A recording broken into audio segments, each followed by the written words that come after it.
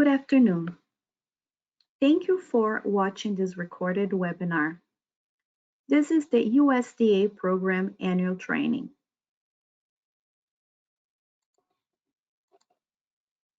A few reminders. Next review must include meal review and complete renewal packet. Your child care specialist will be doing a social distance outside home visit and will be giving the USDA renewal packets for providers' signatures. Providers will receive 1 hour credit for this recorded webinar. Providers need to provide their 2020 taxes to Marcella in order to still be able to claim. USDA home visit. What to have available for reviews.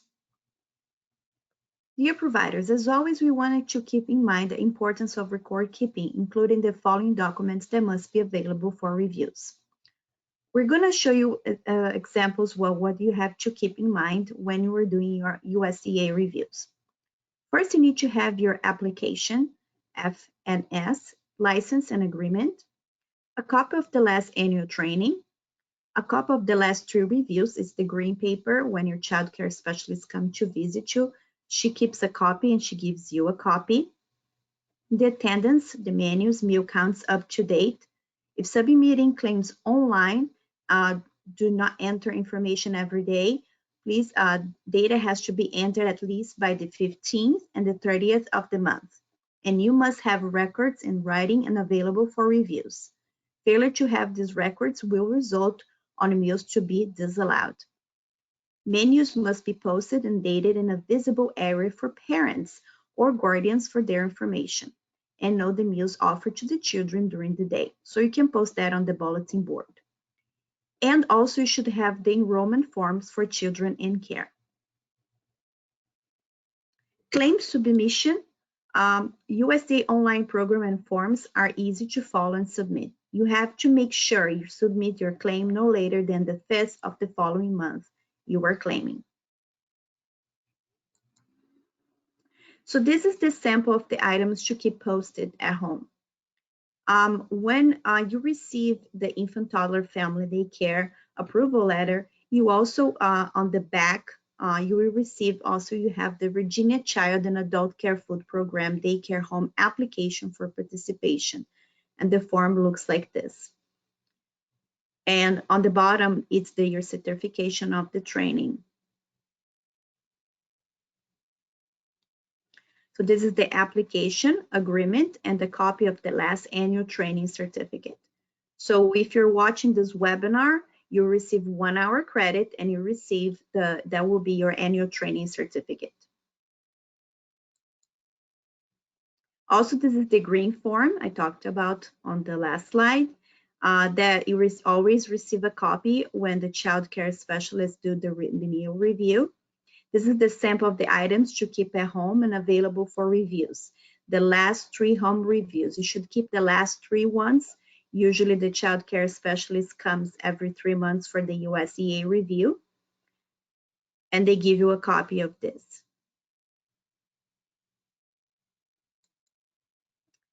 Sample of the items to keep posted at home. This is the children enrollment. So we have 2 types. The colorful one here, USDA enrollment form, is the first enrollment when the child just starts with you. And the second one is when they enrolled with you when after the 6 months or after a year they're enrolled with you. So that's the renewal form. So original from packet parents complete and renewals updated. So every year they have to update the form. So that form has to be updated every year, and parents and provider need to sign. And usually you have a copy and the office gets a copy as well. And a reminder that you do have to return that to the office, so you also have a copy. Another thing that you need to keep posted, and this you have to post it either in your bulletin board or you can post it in your kitchen. Some people post it on their fridge. This is Building for the Future poster and the Virginia WIC program.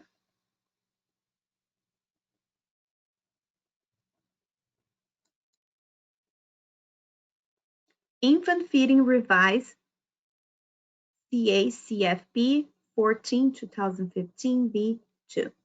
Infant Feeding Policy, obligation to offer and reimbursement of infant meals. Provider participating in the USDA program must offer program meals to all children enrolled in care. Provider may not avoid this obligation by stating that infant is not enrolled in the USDA program or citing logistical or cost barriers to offering infant meals. Decisions on offering program meals must be based on whether the child is enrolled for care, not if the child is enrolled in the USDA food program. Infants' parents or guardians may, at their discretion, decline the offered infant formula and supply express breast milk or credible infant formula for infant to consume. To receive reimbursement at the center or daycare homes, caregivers must serve and feed the infant a developmentally appropriate meal. Provider can get reimbursement for infants 0 to 5 months containing only breast milk and or iron fortified infant formula that is provided by parent or guardians. When infant is 6 to 11 months and when baby starts with solid food, provider must provide solid food such as fruits, vegetables, and infant cereal in order to continue claiming for the infant. Parents have the option of supplying these supplemental foods and refusing the provider's supplemental foods. Provider must offer parents an iron-fortified infant formula that she can provide. This can be any formula from stores that states infant formula with iron or similar statement on the package. Changes requested by parents on the diet due to medical issues must be documented by a statement of special diet prescription and keep on file. So if you have any child in your care that needs a special diet, you need to ask for a special form for either Maricela or your child care specialist. Meal patterns for infants and toddlers. Meal patterns for infants.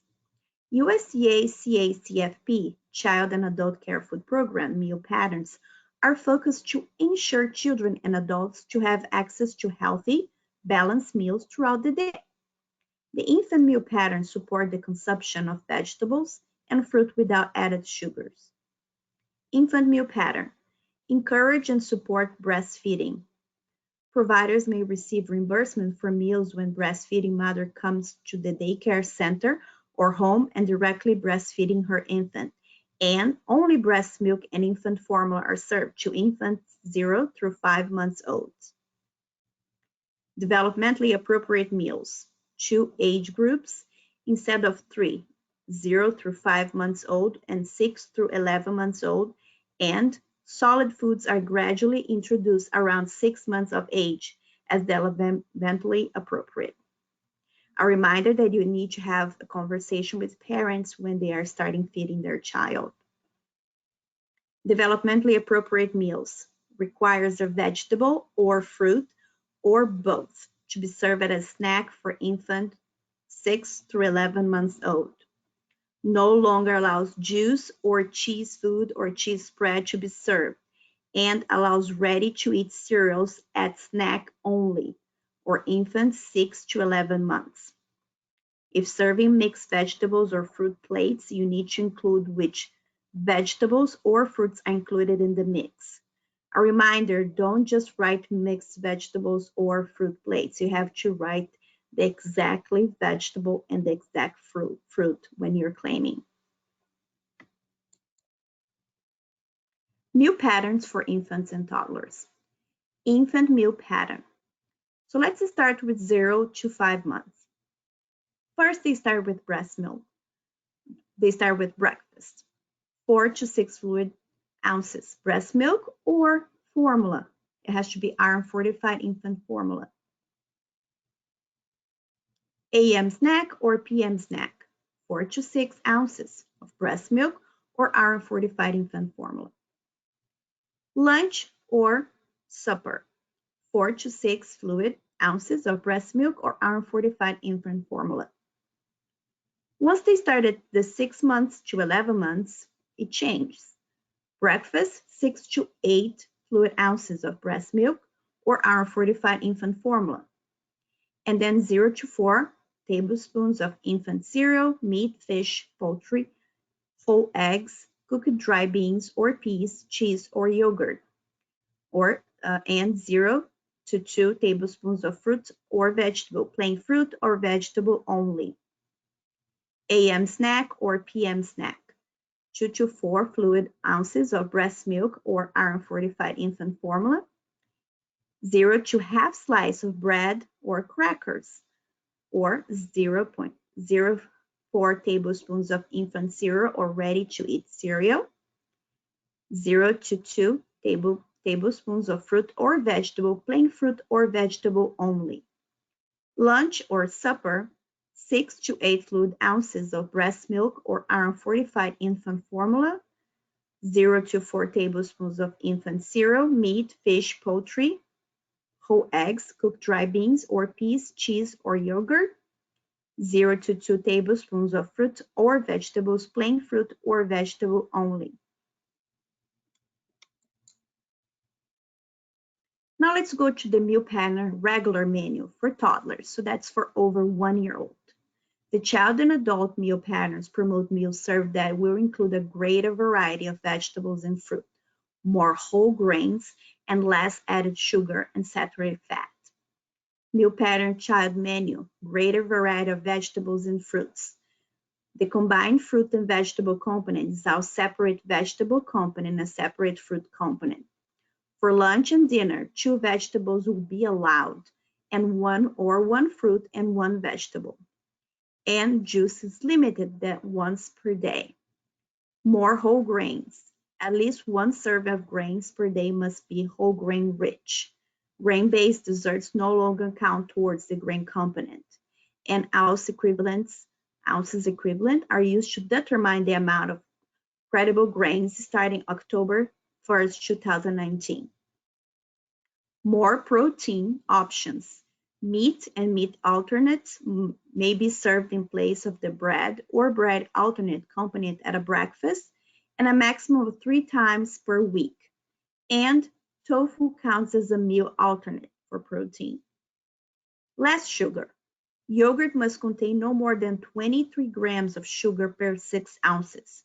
And breakfast cereals must contain no more than 6 grams of sugar per dry ounce. Items not allowed grain-based desserts, donut, turnover, pie crust, cookies, cakes, pastries, and brownies. Making every sip count. Unflavored whole milk must be served to 1-year-olds.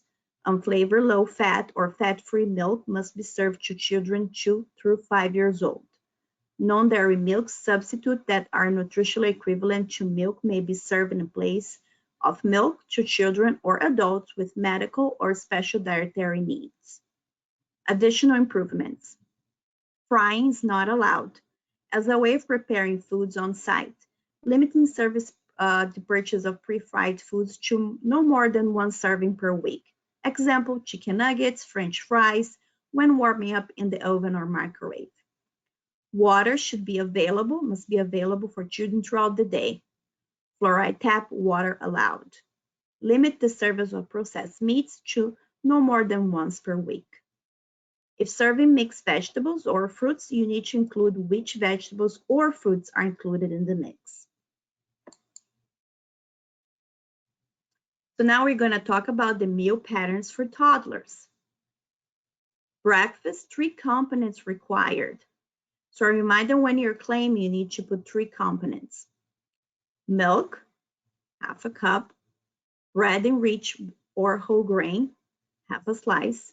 Cereal, cold, dry, or hot cereal, has to be 1/4 cup or 1/3 ounce.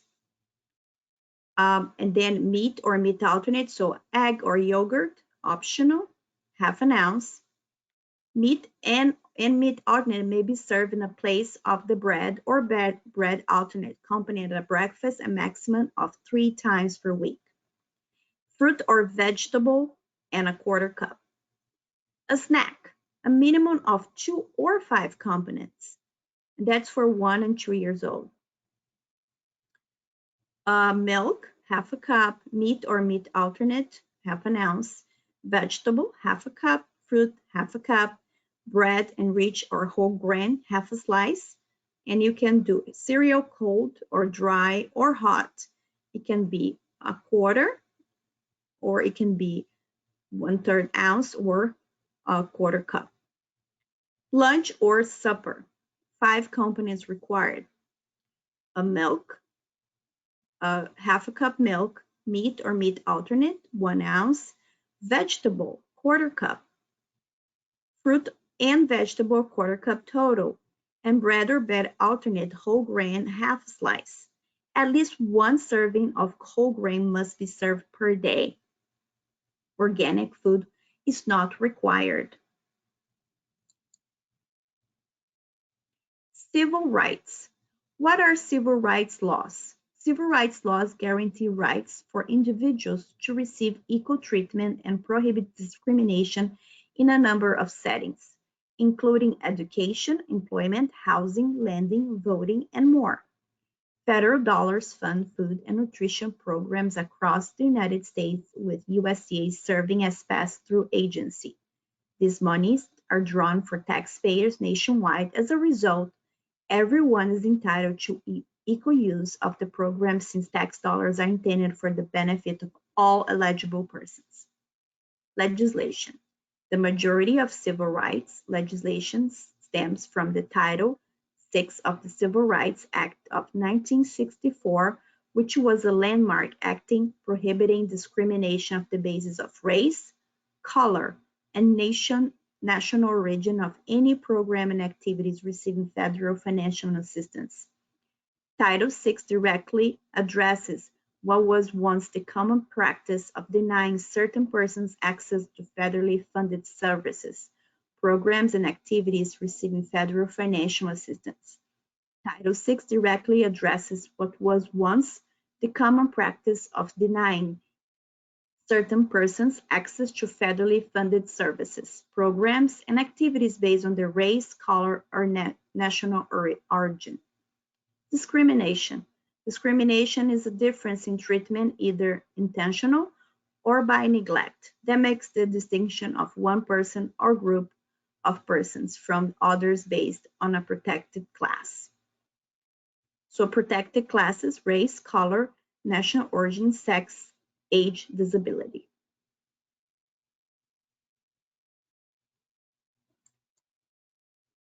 The 4 Ds of discrimination. There are 4 Ds to remember when evaluating discrimination against an individual or group because of their protected class. An individual or group receives delayed benefits or services, is denied benefits or services, receives different treatment than others that is to their disadvantage and receives disparate treatment, intentional or disparate impact, unintentional effects, meaning there is inconsistent application of policies or rules based on their protected class. So this is the 4 Ds of discrimination: delayed, denied, different, disparate. Civil rights. Examples of discrimination: refusing an applicant's enrollment based on disability and discrimination; failure to provide reasonable accommodation or modifications to an individual with this disability is discrimination; selectively distributing applications to only one nationality or socioeconomic group is discrimination; race, color, nation origin, age, sex, disability.